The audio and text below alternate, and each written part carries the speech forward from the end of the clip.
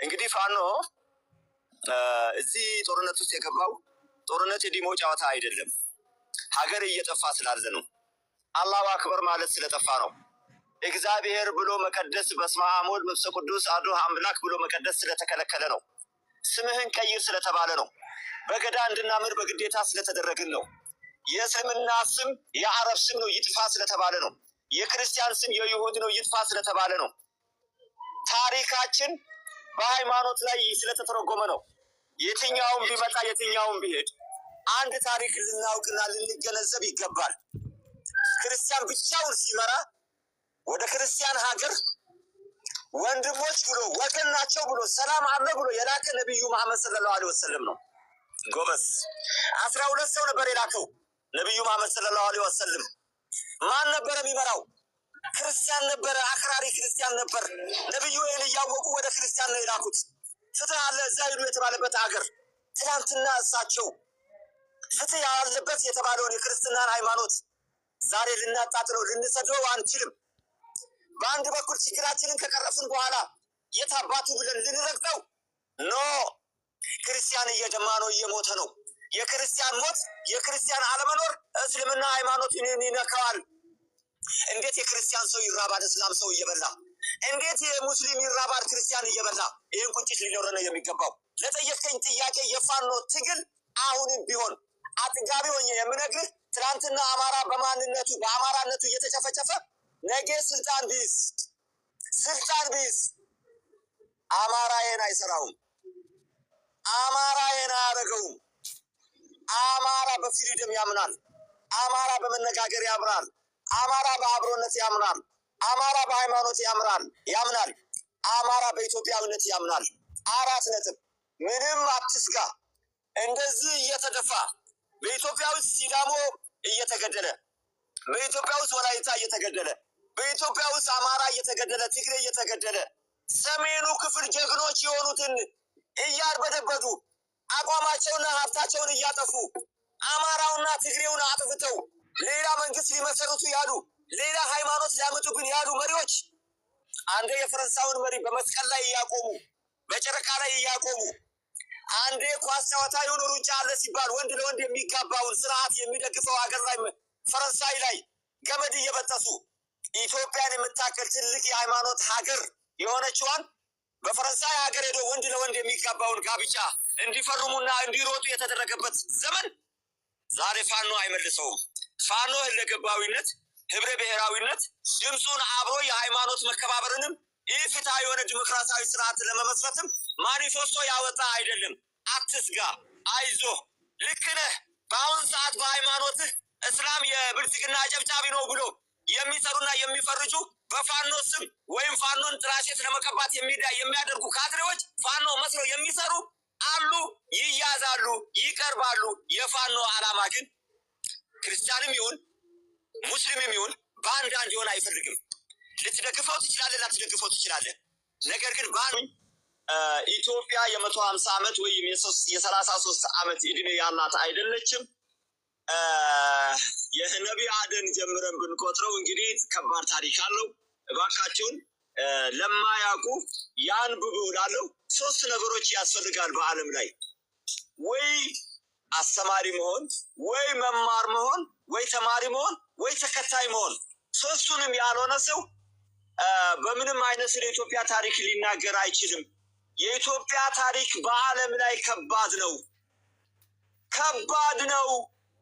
ይሄ ነው ተብለን የምንዘረዝረው አይደለም እንጂ በእኛ በእስልምና ሃይማኖት እኮ የተጻፈ ታሪክ እኮ ነው።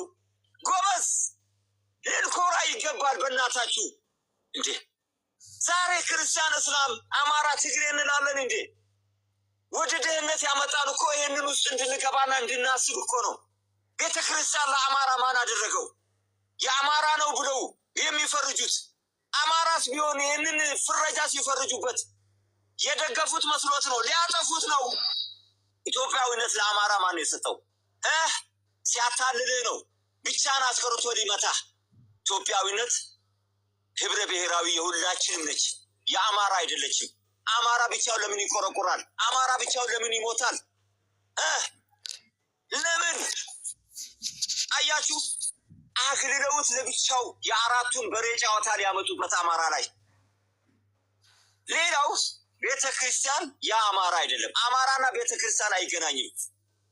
አማራ ዘር ነው፣ ቤተ ክርስቲያን የእምነት ጉዳይ ነው፣ የእግዚአብሔር ቤት ነው። ክርስቲያን አሜሪካው መጥቶ ቤተ ክርስቲያን ያመልካል። በቃ 4 ነጥብ። ሊከለክለው ነው። ማን ነው የሚከለክለው? የጋራ ክርስቲያን ቤት ነው።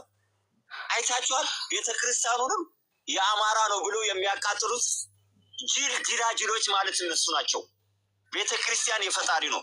ይህንን ቤተ ክርስቲያን አቃጥል የሚል ሃይማኖትም የለም። ዋቄ ፈታም ቢሆን መኖር አይችልማ። ነገር ግን አይነ ጭፍን የሆኑ ቀይ አብዮተኞች ኢትስ ዳንጀር ሬድ ክሮስ ነው። ቀይ አብዮተኞች ማለት ኢትስ ዳንጀር። ለልጁም አይመለስም። ስልጣኑን ብቻ ነው የሚያየው፣ ጥቅሙን ብቻ ነው የሚያየው፣ አላማውን ብቻ ነው የሚያየው።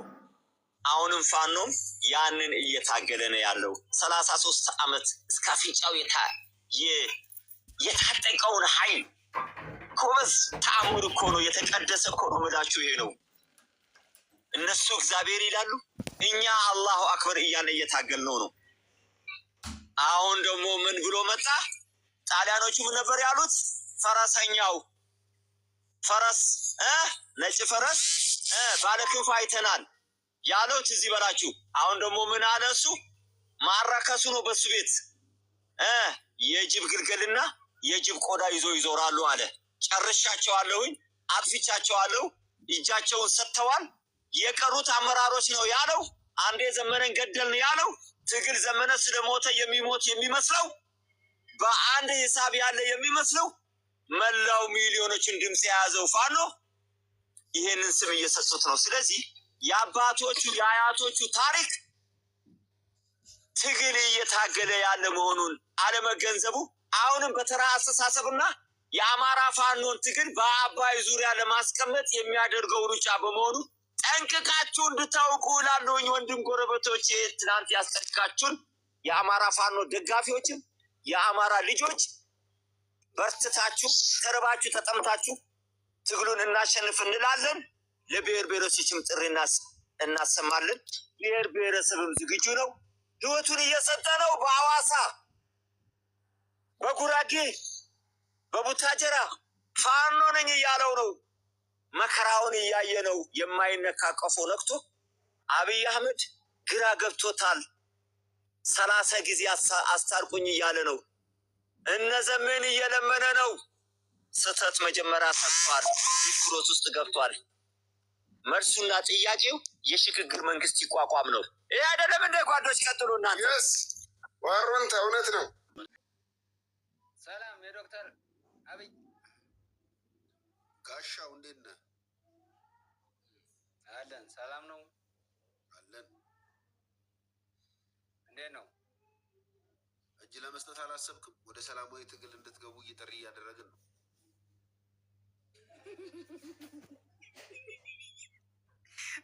እንዳታሰጡት ቆይ ይሁን ያውላ።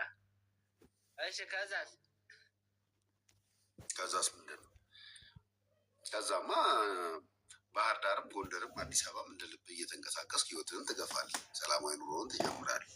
አንተም ጓዶችም ወደ ሰላማዊ ትግል እንድትገቡ ጥሪ ተላልፏል። እሺ ከዛስ?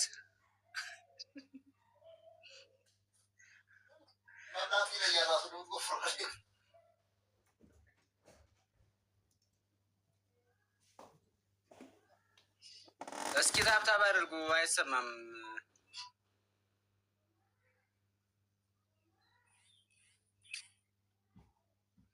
የዶክተር አብይ ቋሚ ደጋፊ አቤት ጋሻው፣ ታብታብ አድርጉ በላቸው እስኪ። አንተም ወዳጆች እንዳሉ ድምፁ በጣም እየተቋረጠ ስለሆነ አይሰማኝም ድምጻችሁ ብዙ።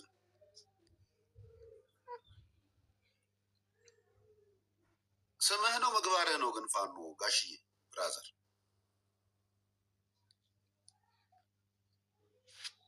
ስራዬ ነው። ስራ ሆኖ ከተማ መሀል ቁጭ ብለህ ቲክታክ እየተጠቀምክ ነው የምትታገለው? ትግሉ ያለው ነጭ ግድግዳ ስር ነው ማለት ነው? ታዲያ ያባረረውን ሰራዊት መከላከያው ሮጦ ሸሸ። ታዲያ እኛ ምን እናደርግ? ከተማ እንግባና እንቀመጥ እንጂ የት ነው የሚሸሸው? ምንድን ነው አንተ ስራ ምንድን ነው? እኔ ስራዬ የታክሲ ሹፌር ነኝ። ግን ያው ከስድብ ነፃ ይሁን። የት ነው? አዲስ አበባ ነው ያለው ወይስ ሌላ ቦታ? አዲስ አበባ ነው ያለሁት። አዲስ አበባ ነው ያለሁት። ምን መስሎ ይታያል? እንደሆነ ስራችሁ ማለት የስራችሁ ስራችንማ ዓለም መሰከረለት። ምንን የመሰከረላችሁ? ምን ያልመሰከረው ነገር አለ? አሁን ትንሽ ያሳሰበን የእናንተ እዛ ጫካ ውስጥ መክረም ነው። ወንድሞቻችን ጫካ ውስጥ ከረሙ። ስለዚህ ይሄ ደም መፋሰስ በቃ ጥሩ ነው።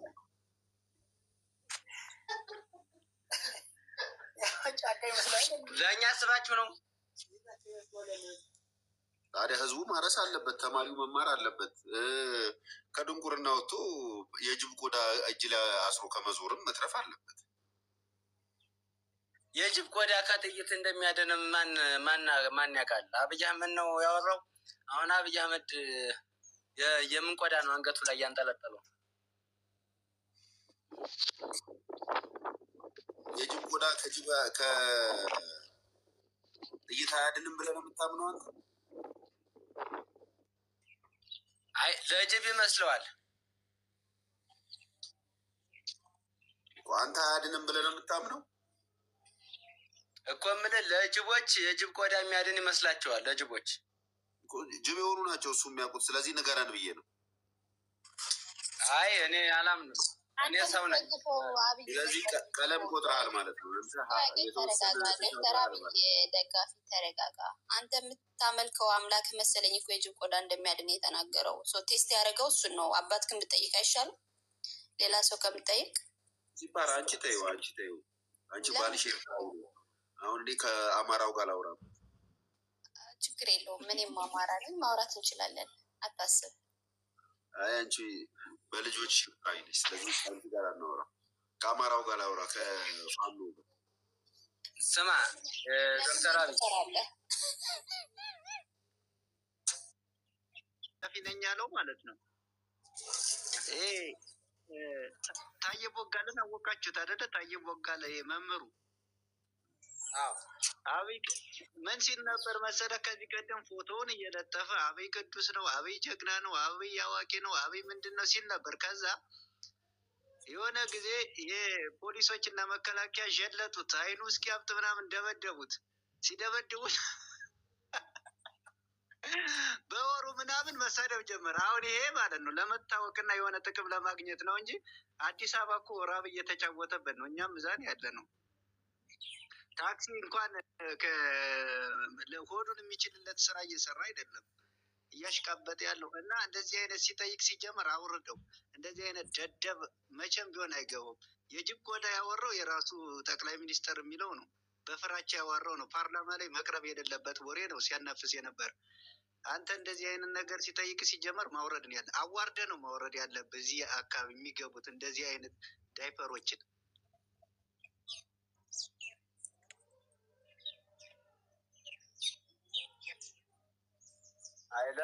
ለምን መሰለህ እነኝህ ሰዎች አብይ ደጋፊ ነን የጅብ ቆዳ ምናምን የሚሉት ወይም ዋናው እንደዚህ የሚለው ማለት የሆነ ጥያቄ ሲጠየቅ ጠበቅ ያለ ጥያቄ ሲጠይቀው ግዴታ በሆነ ነገር ቀልብሶ አለባብሶ መሄድ ነው የሚፈልገው። አሁን አብይ አህመድ የሆነ ጥያቄ ከጠየቀው ቶሎ ነው የሚያለባብስብህ ያን ነገር ላለመመለስ እንጂ ሌላ ነገር አይደለም። መልስ ቢኖረው ወይ ትምህርት ቢኖረው ኖሮ የመመለስ አቅም ይኖረው ነበር። አዎ ተረርቶት አይደለም። ሁሉም ሰው ደጋፊ የሆነው ለሆዳቸው ነው። በተለይ መንግስት ሰዎች የሚደግፉት 90% ለሆዱ ነው የሚደግፍ። አንድም ነገር የእውነተኛ አይደለም። ጠበቅ አድርጎ ይዘህ ሄደህ ሂድ ግባ ብትለው የሆነ ነገር አይገባም። እያየናል እንዲ አማራ ክልል ባለስልጣናት ሁሌ በሆዱ ታጅቡ አይደል እንዴ? አንድ ቀን እኮ የዞን ከተማ እኮ መከላከያ ሌሊት ሲወጣ እኮ አብረው ነው እየተከተሉ ሲወጡ የሚያድሩት። ኮንፊደንስ እንኳን የላቸውም።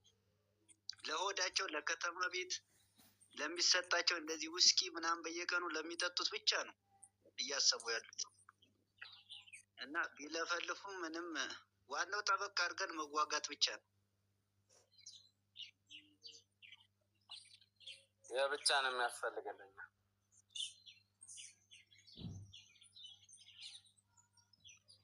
እና እንደዛ ነው በጣም መሆን ያለበት።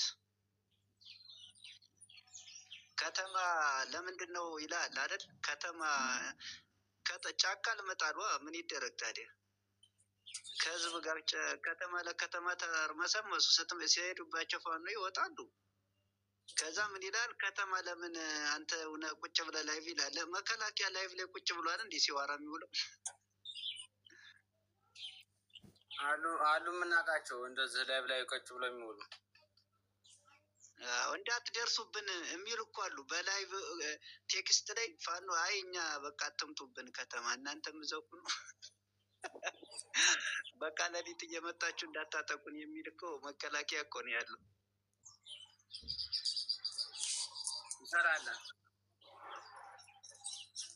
ወዶ ሳይሆን ተገዶ ነው የሚወጣ። ተገዶ ነው ለምነ ነው ሳይሆን ያው የራሱ ጊዜ ማጥቃት ብቻ ነው። ሲያጠቃ ይሄድ አይደለም ከአማራ ክልል ሙሉ ከሌላውም ክልል መውጣት ይጀምራል። እጅ መስጠት ይጀምራል። የኛ ጥንካሬ የኛ አንድነት ነው። አሁን እኛ አንዳንድ መከፋፈላችን በውስጥ ያለው አንድ አለመሆናችን አንደኛው ግሩፕ አንደኛውን ሳይድ አንደኛው ግሩፕ ያኛውን ሳይድ በያዙ ነው እንጂ ይህን የሚያስታርቅ ሰው አለመገኘቱ አደብ አለመግዛቱ መሪዎቻችን አደብ ገዝተው አንድ ቢሆኑ በደንብ አድርገን ነበር። እስካሁንም አይቆይም ነበር ሲጀመር። ግን በቃ እርስ በርስ በመከፋፈል አንዱ የሆነ አጀንዳ ይፈጥራል። ከዛ የአንዱ ደጋፊ አንዱን ይሰድባል፣ የሌላኛው ደጋፊ አንዱን ይሰድባል። መንግስት በዛ ላይ ደግሞ ወደ ስንት ሺህ የሚሆን የራሱ የሚዲያ ሰዎች አሉ፣ ያራግባል። በቃ የእኛም ይሸወዳሉ ሰዎቹ። አንድ የሆነ መከታውን የሚሳደባል፣ ከዛኛው በዛኛው ዙሮ ዘመን የሚሳደባል። ሁለቱም ታጋይ ሁለቱም ጀግና ወንድሞች ናቸው ብሎ ይሄንን የሚያስታርቅ ሀሳብ አለመገኘቱ ደግሞ ያናድዳል። እኔ የምናደደው ባይዘው በዚህ ነው።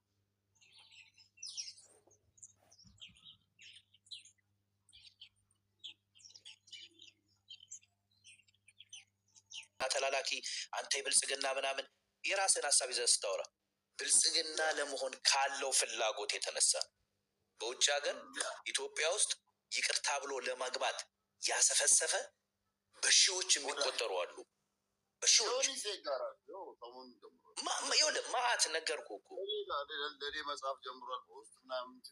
ተጻጻፉ፣ ጓደኛሞች ናቸው። እኔ ታረቁ ብያለሁ ከዚህ በፊት ችግር የለም። ምን እንትን አይደለም አይሆንም። እሱ እንትን ወደዛ አጀንዳውን እንታሰድም። ግን እነዛ እንደዚህ አይነት ነገሮችን አሁን እኔ አሉ ሲሪየስሊ የራሳቸው ለምሳሌ የብልጽግና ደጋፊዎች ናቸው። የፖለቲካ ሲስተሙ ገብቷቸው በትክክል ማለት ነው የህዝብ ጉዳይ የመንግስት ደጋፊ ማለት የህዝብ ችግርን ማለት ነው ተጋፍቶ የህዝብን ችግር ለአመራሩ የሚያመጣ ነው። የህዝብ ችግርን እየደበቀ ማለት ነው ህዝብ በመንግስት ላይ እንዲነሳ ያላስፈላጊ ነገሮችን የሚያደርግ አይደለም። ይሄ በብዙ እንትን ያለን ነው። ስለዚህ መጀመሪያ ማለት ነው መጀመሪያ እኔ አዱ ነው እኔ የማወራው እንደ ራሴ ነው። አሁን ግን እንደዚህ አይነት ነገሮች መወራት አለባቸው። ምክንያቱም ከብልጽግና ውጭ እኮ የፖለቲካ ድርጅት ጥራ ብለህ የምጠራው የለም፣ ነፍስ ያለው የለም። ሱሪ ውስጥ ገብቶ የሚወዛወዝ ዝም ብሎ ወሮ በላታ ያለህ እንጂ ማለት ነው የለም። አንተ ዝጋልኝ ይህንን ቪዲዮ፣ ወይ ፊትህን አዝረው ወይ ዝጋው በእናትህ። ገብረመድህን ሶፋ ነው የሚመስለው። ሶፋው ደግሞ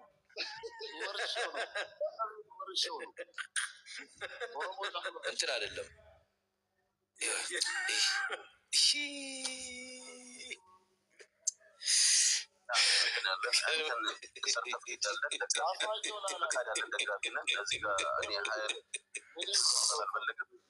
ብልጽግና ነኝ አሽሙር ምናምን ለእኛ ከሆነ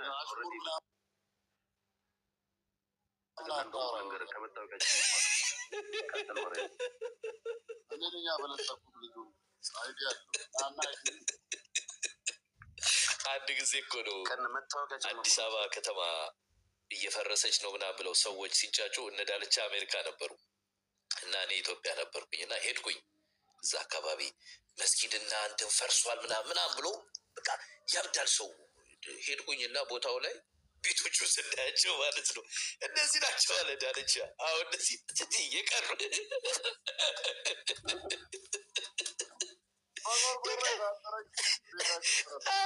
የቆርቆሮ የብሬን እኮ ነው እኔ ፈልጌ ምናምን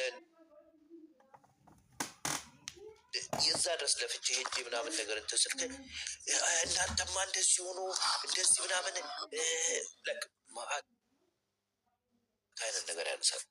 ልክ ከተሰራ በኋላ አዲስ አበባን በቴሌቪዥን ሳያት ገብቶ ልክ ይቅርታ ጠይቆ ለመግባት ማለት ነው። ይቅርታ ጠይቀ መግባት ችግር የለውም ትገባለህ። ነገር ግን ብዙዎቻችሁ ማለት ነው ወደ ሚዲያ ላይ ወጣችሁ ስታወሩ እንደው እንደ አንድ ብልጽግና ደጋፊ ማለት ስትችሉ እኛ እንደ መንግስት እያላችሁ አታውሩ። ማለት እንደ መንግስት ማን የመረጠ ምናምን የማንም የቀበሌ እረኛ ማለት ነው ተነስቶ እንደዚህ ሊለኝ አይችልም። what do you think ተነስተ መተ እኛ እንደ መንግስት ምናምን ነገር የምትለው እንደ መንግስት እያልክ አታውራ። ሀሳብ ካለ ሀሳብህን አውራ። በእንደዚህ አይነት ነገሮች ላይ ማውራት ልመድ እኛ እንደ አንድ መንግስት እያለ መንግስት ቦታ እያወራ ነው። እኔ ዳለቻ ማለት ከቡኖ በደሌ ጋር ተያይዞ ስለ መንግስት እንደ መንግስት ነው እና ብዙ ፋውል ደግሞ ይሰራል። ኢቨን ብልጽግና የማይከተለውን አይዲዮሎጂ ነው የሚያወራው። እዛ ብልጽግናን ሊወክል አይችልም። እኔ እንደ ብልጽግና ደጋፊ የብልጽግና ደጋፊ ነኝ፣ አልቀበለውም። የሱ ማን ነው እሱን የሾመው? እኔ ቡኖ በደሌን ያልኩት ለአንድ ክሩዘር ማለት ለአንድ ክሩዘር አለማወቅ በጣም ጀግና የሆነ ሰው ያደንቃለሁ። እሱ ማለት ነው።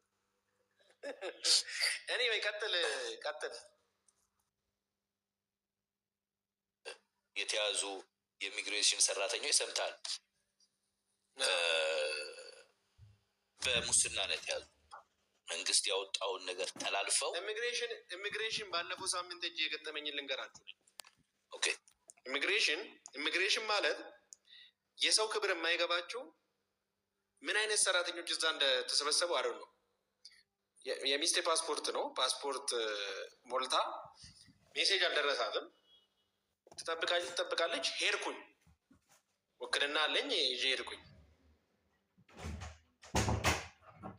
አንደኛ ውክልና አይቻልም አለች። ሁለተኛ ደግሞ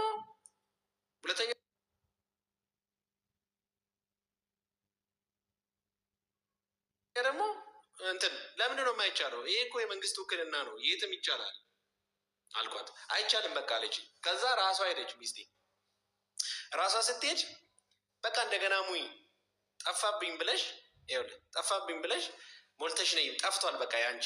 እንዴ 1 ወር አልሞላም እኮ እንዴት ነው የሚጠፋው? በቃ ያንቺ ፓስፖርት የለም። 5000 ብር ክፈይና እንደገና ሞልተሽ እንትን አድርጊ። 5000 ብር አልከፍልም ካልሽ ደግሞ ጠፋብኝ ብለሽ ከፖሊስ ጣቢያ አጽፈሽ ነይ። ምን ማለት ነው? እንደዚህ እዛው መስሪያ ቤት እየነገርኳቸው ዋሽቼ እንድመጣ ነው የሚነግሩ። የራሳቸውን ችግር ማለት ነው። ከፖሊስ ጣቢያ አጽፈ አምጣ ማለት እኮ እኔ ፓስፖርቱን ሳትወስድ ግን ጠፋብኝ ብላ እንድታመጣ ማለት ነው። ደግሞ ሰዎችን እንዴት ትሪት እንደሚያደርጉ እንደ ሰው እንኳን ሰውን አይቆጥሩም። ባይ እኔ አገልግሎት ለመሄድ ግብር ከፋይ ነኝ፣ ሲቲዘን ነኝ። ኢሚግሬሽን እንደምታውቁት የተለያዩ ሀገራት ዜጋ ራሱ የሚያስተናግድ መስሪያ ቤት ነው። እንኳን ኢትዮጵያዊ ሆነ ፓስፖርት ለመውሰድ ስትሄድ እዛ ያለው ስቃይ አይደለም። በቃ ግን ያው ምንም ማድረግ አልችልም። የማይቀየር መስሪያ ቤት ስለሆነ በተለያየ ጊዜ እኮ ጉተማ ምጣት ሆነ ማለት ነው። መንግስት በዛ ቦታ ላይ አንድ ጊዜ እንደውም ከዳይሬክተሩ እስከ 3ኛው ሰው ድረስ ያለውን ሰው ቀየረ። የምታስታውስ ከሆነ ቀየረ አመጣ። ምንም ማለት ነው። እንግዲህ ሰራተኛ ችግሩ ኦሮሚያ ችግሩ ከታች አይደለም እኮ ከላይ ነው። ከላይ ዋናው ከላይ ነው። ሜኑ ድራይቨሩ ከላይ ያለው ነው ችግሩ። ሲቀየር ከስር መሰረቱ ነው መነቀል ያለበት። በቃ ከሰራ አንድ ማናጀር ስማ፣ አንድ ነገር ልንገርህ ኦሮሚያ፣ እኔ የምሰራበት ልክ ከአለማችን ላይ ግዙፍ የሆነ ካምፓኒ ነው የምንሰራው። የምሰራበት ካምፓኒ ላይ ከአሜሪካ ወይ ከሆላንድ ወይ ከፈረንሳይ ከጀርመን